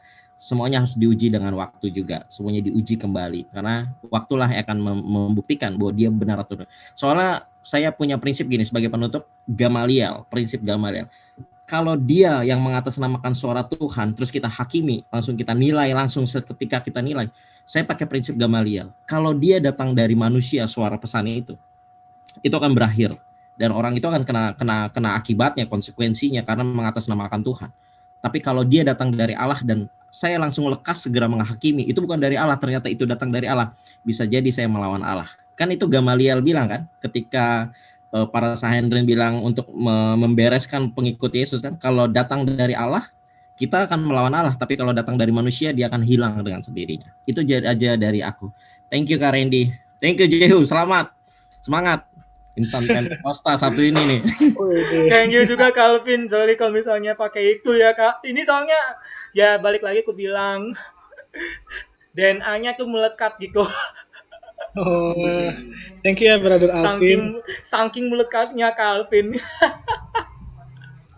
Iya, aku memang GBI banget, tapi kalau di dunia luar interdenominasi kita harus belajar untuk menyesuaikan diri, beradaptasi dengan teman-teman yang lain. Tidak ada gereja yang sempurna di dunia ini, Jehu. Semuanya satu kok, satu keluarga Allah. Thank you. Oke, sekali lagi thank you Calvin. Iya, thank you ya Brother Alvin. Kak Randy, sorry, kalau boleh, ini kan dari tadi kan Calvin duluan, sekarang aku tinggal menambahkannya aja. Jadi sangat tepat banget yang tadi Calvin bilang kalau memang sih semua diuji dengan waktu. Bahkan di firman Tuhan bilang itu, dibilang ujilah segala sesuatu dan peganglah apa yang baik. Jadi misalnya ada hamba Tuhan yang dapat kayak begini, saya dapat suara Tuhan, tapi dari hari ke hari apakah dia baca Alkitab atau enggak? Apakah dia dengar khotbah, doa, pujian, penyembahan gitu, atau saat teduh itu ngakuin atau enggak? Semua itu balik lagi sih ke setiap kita individu, bahwa untuk mendengar suara Tuhan itu harus kembali back to the basic, yaitu Bible, Alkitab. Karena ya tadi aku bilang, yang di firman Tuhan itu, ujilah segala sesuatu dan peganglah apa yang baik. Semua itu harus diuji oleh waktu. Itulah pernah dibahas yang hora kronos kairos gitu, yang dimana setiap kejadian, setiap kronologi itu benar-benar panjang gitu, gak langsung dapat nubuatan secara otomatis. Itu benar-benar teruji banget gitu. Itu sih tambahan dari aku, Kak Randy, Calvin, dan teman-teman semua. Oh iya, oke. Thank you ya, Ye. Siap. Ada jawaban unik yang lain? 2 lagi boleh deh. Kak Randy, aku boleh nambahin sedikit? Oh iya.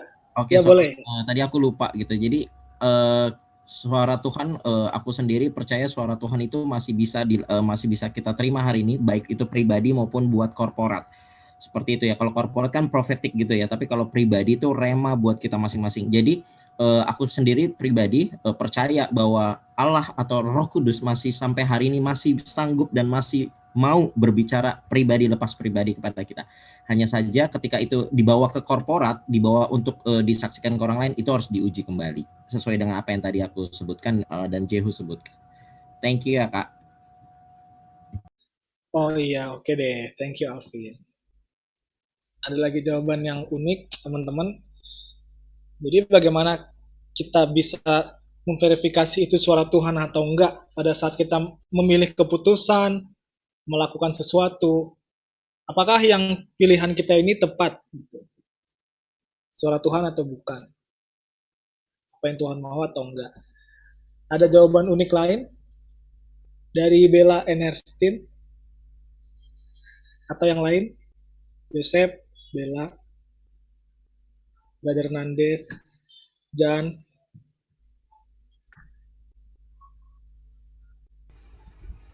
Atau Jan ada deh. Iya Kak, memang saya juga dari latar belakang GBI yang dikit-dikit suara Tuhan, dikit-dikit tangan gemeteran gitu ya, dikit-dikit menjudge orang kalau misalnya jarang-jarang pelayanan nanti ilmunya diambil gitu Tuhan. Jadi, nanti kalau lu nggak pelayanan ini lo ilmunya diambil soalnya Tuhan pernah gituin orang gitu. Sama, gue juga Jan, sama. Jadi seakan-akan gitu. Nah, mengenai suara Tuhan sebenarnya dikit aja ya Karen. Tadi karena udah banyak yang dibahas dan benar. Suara Tuhan itu kan kalau kita belajar kan dari apa yang kita pelajari dari firman Tuhan dari saat teduh baik individu maupun kelompok maupun komunitas ya. Itu logos kan. Logos masuk di pikiran jadi perasaan yang keluar, maksudnya yang keluar ya pada saat menemui masalah atau mengambil keputusan itu jadi rema gitu. Jadi logos jadi rema. Suara Tuhan itu ya rema itu. Dan pasti tadi yang udah dibilang sama Calvin juga itu berkaitan erat dengan firman Tuhan. Gak mungkin di luar firman Tuhan. Dan kadang tuh ya kalau bicara mengenai suara Tuhan, dapat suara dari Tuhan, itu yang sebenarnya yang udah secara asumsi logika ya atau konsekuensi logisnya udah benar. Misalnya saya mendapatkan bahwa 5 tahun 10 tahun lagi corona bakal menjangkit semua manusia tanpa terkecuali. Ya kan virus memang begitu ya, secara nggak usah pakai bawa-bawa nama Tuhan gitu ya. Itu emang udah begitu gitu. Terus akan dijaga Tuhan. Kalau misalnya keluar main-main tidak akan dijaga Tuhan. Kalau misalnya di rumah pasti dijaga Tuhan. Iya, nggak usah pakai dijaga Tuhan kan memang di dalam rumah kan lebih aman daripada di luar rumah gitu. Jadi karena mungkin terlalu rohani, logikanya tumpul gitu loh, nggak diasah. Gitu sih Karen. Iya benar juga ya. Iya, thank you Jan. Tadi ada chat ya. Semangat Jan. Oh, Raffles. Raffles apa Raffles? Oh, kasih semangat doang.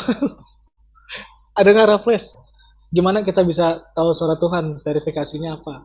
Selain dari Alkitab, selain dari Damai Sejahtera, dari Rema.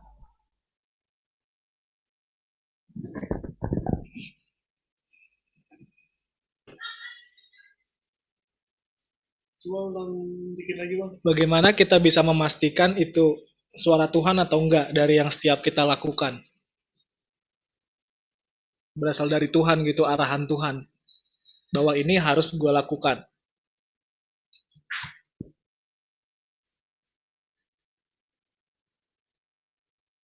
Ntar aja tuh Bang. Oh, ntar aja. Oke, nggak apa-apa. Ada lagi? Satu jawaban lagi. Dari Rahel, dari Bella Enerstin, dari Nandes, brother. Kalau nggak ada, biar sudah. Berarti saya yang nambahin ya. Oke deh. Jadi dalam melakukan sesuatu ya, kita menyadari ada suara Tuhan. Ini suara Tuhan atau enggak? Jadi yang pertama betul dari firman Tuhan. Karena suara Tuhan nggak jauh dari firman-Nya. Dan yang kedua itu dari damai. Ya, jadi pas saat kita melakukan sesuatu ada damai dari Tuhan. Hati kita sejahtera. Itu standar yang kedua itu. Dan yang ketiga, itu benar-benar sebuah keyakinan. Yakin ini yang gue lakuin sekarang ini itu yang Tuhan mau, itu dari Tuhan. Kenapa bisa yakin? Karena sudah terbiasa mengikuti Tuhan. Makanya dia punya keyakinan dan itu jadi kriteria ketiga. Keyakinan karena terbiasa mengikuti. Nah, jawaban yang lain. Jawaban yang 4, apakah yang kita lakukan menjadi berkat? Nah, itu standar yang keempat. Kalau yang kita lakukan itu menghasilkan buah berkat, itu udah pasti dari suara Tuhan. Yang Tuhan mau maksudnya. Berkatnya bagaimana tapi? Berkat yang mendatangkan berkat kekal. Jadi saat kita menolong seseorang, melakukan sesuatu, apakah orang ini ya dengan perbuatan kita akan berubah? Ya. Setidaknya dia menjadi baik. Orang yang kita tolong ini. Yakin gak nih, gue harus nolong atau enggak ya? Gue harus minjemin uang atau enggak ya? Kita kan butuh verifikasi suara Tuhan. Kalau nanti kita lihat hasilnya dia berubah atau ada buahnya, berarti kita jadi berkat bagi dia. Nah, berarti itu yang merupakan suara Tuhan. Patokannya itu. Apakah yang keempat, apakah itu jadi berkat atau enggak yang kita lakukan. Sama yang kelima itu, pada saat kita melakukan sesuatu, menimbulkan kecintaan kita akan Tuhan, semakin kita cinta Tuhan, semakin militan, itu berarti itu merupakan suara dari Tuhan. Karena ada buahnya. Buahnya itu adalah sikap kita yang makin berkembang. Penyerahan dirinya semakin total. Itu sih tambahannya. Jadi jawaban yang tadi betul semua. Tambahannya jadi itu. Standar-standarnya, patokannya. Jadi diulang ya teman-teman soal upah nih. Ya, kita melakukan kebenaran. Ya, manusia kan pasti suka dipuji. Ya. Jadi kesimpulannya singkatnya, kalau dapat pujian atas perbuatan baik kita biasa aja, tetap dalam kendali. Jangan keluar dari jalur, jangan over. Dan kita jangan jadikan pujian dari orang itu sebagai yang utama. Ya, karena itu sangat jauh berbeda nilainya dibanding penerimaan atau pujian dari Tuhan. Upah yang Tuhan kasih, itu ada 3 tadi. Yang pertama itu pujian dari Allah tadi. Kita dapat damai sejahtera saat kita melakukan yang benar. Dan yang kedua itu pemahaman kita semakin berkembang. Jangkauan pandang kita jadi semakin luas. Kita bisa memaknai sebuah persoalan dengan lebih jauh. Analoginya gini teman-teman. Ya, kita melihat kan bidang datar. Kita melihat bidang datar. Nih, ada masalah tertentu di sini. Ya. Tapi kalau kita punya sudut pandang Tuhan, kita jadi ibaratnya zoom out, teman-teman. Zoom out. Kita zoom out. Oh, ternyata masalahnya di sini. Ya. Kenapa dia bersikap seperti itu? Oh, ternyata karena ini. Karena kita apa? Zoom out.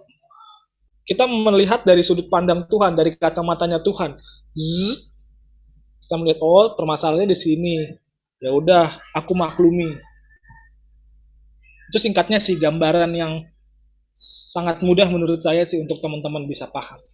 Zoom out, melihat dari sudut pandang Tuhan. Itu upah yang kedua. Dan yang ketiga itu adalah kemampuan mengerti apa yang menjadi kehendak Tuhan setelahnya. Setelah yang kita lakukan berhasil, kita jadi tahu apa nih next-nya, apa selanjutnya yang harus kita lakukan. Jadi itulah upah yang diterima dari orang yang merasakan pujian dari Allah. Bermegah di dalam Tuhan. Gitu teman-teman. Oke, sampai hari ini sudah. Ada yang kurang dimengerti teman-teman? Dari yang tadi pertama. Semoga teman-teman bisa paham. Diulang lagi, saya sebenarnya takut kalau teman-teman nggak paham. Jadi sayang gitu. Jadi kalau ada yang nggak paham, boleh share. Tinggal kita lakuin aja firman-Nya. Oke, bisa dimengerti semua berarti ya. Berarti kita nyanyi. Nyanyi ya.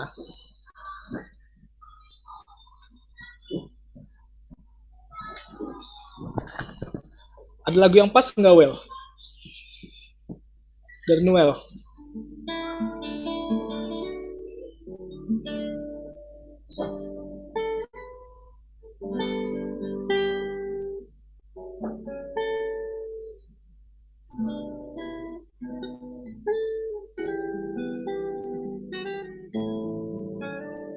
Apa nih?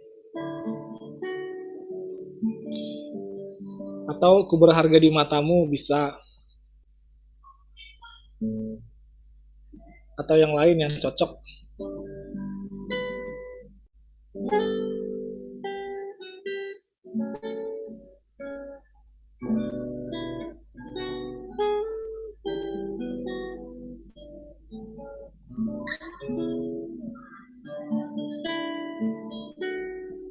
Ku mau hidup melayanimu. Ku mau hidup melayanimu. Itu yang mana ya? Ya udah, gak apa. Melayanimu, memberikan seluruh hidup untukmu itu. Salah dong dari kawannya. Ku mau terus melayanimu, memberikan seluruh hidup untukmu ya. Apa judul? Pertamanya apa ya? Karena ku hidup hanya untukmu. Ku mau hidup menurut firman-Mu, berpegang kebenaran selalu. Itu bukan ya? Apa judulnya ya? Ah, betul. Iya. Kita jarang nyanyi lagu ini.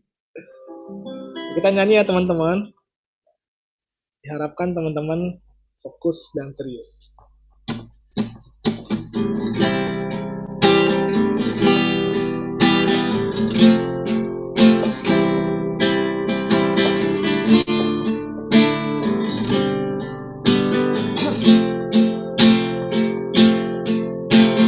Ku tahu Bapa selalu peliharaku. Ku tahu Bapa selalu peliharaku. Ku percaya janji-Mu selalu. Ku takkan takut jalan sendiri, karena Kau Tuhan besertaku. Ku mau hidup menurut firman-Mu, berpegang kebenaran selalu, hingga di akhir hidupku. Ku kan melihat Kau tetap bersamaku. Dari awal, ku tahu Bapa selalu peliharaku. Ku tahu Bapa selalu peliharaku. Ku percaya janji-Mu selalu. Ku takkan takut berjalan sendiri, karena Kau Tuhan besertaku. Ku mau hidup menurut firman-Mu, berpegang kebenaran selalu, hingga di akhir hidupku. Ku kan melihat Kau tetap bersamaku. Ku mau terus melayani-Mu. Ku mau terus melayani-Mu, memberikan seluruh hidup untuk-Mu ya Tuhan. Ku mau terus memikul salib-Mu, karena ku hidup hanya untuk-Mu. Ku mau terus melayani-Mu. Ku mau terus melayani-Mu,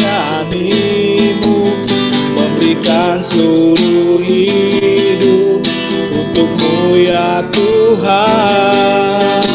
Ku mau terus memikul salib-Mu, karena ku hidup hanya untuk-Mu. Ku mau terus memikul salib-Mu.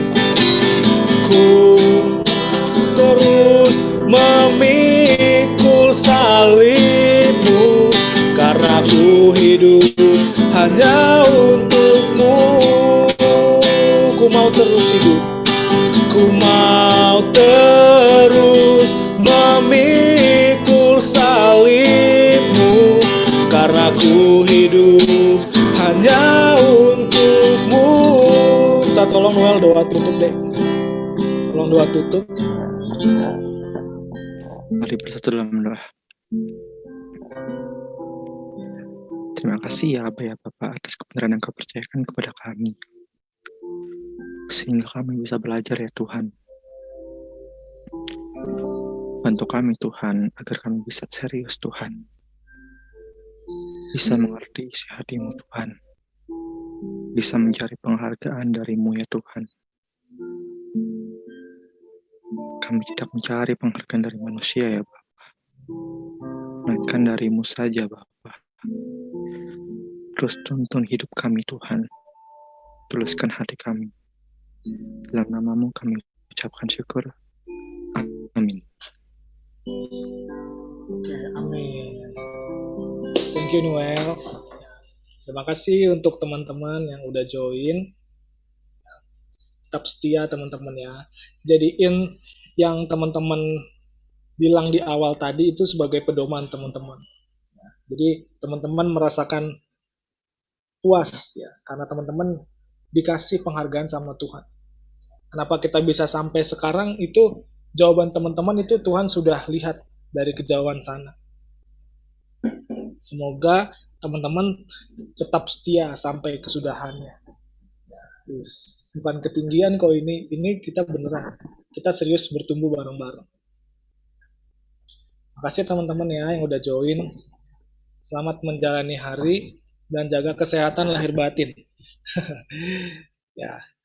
Makasih teman-teman, ada Noel, ada Rahel, Susana, ada Yehud, ada Raffles di sini, ada Nico, Jan, Brother Alvin, thank you, ada Bella Enerstin, thank you, ada Joseph dan Nandes. Ya, makasih semua. Ya, sama-sama Rahel. Thank you Kak Randy, thank you teman-teman semua. Makasih Kak. Thank you Kak Randy, thank you semua. Ditunggu rekamannya ya. Thank you Jehu, well, thank you Kak Rahel. Thank you Calvin.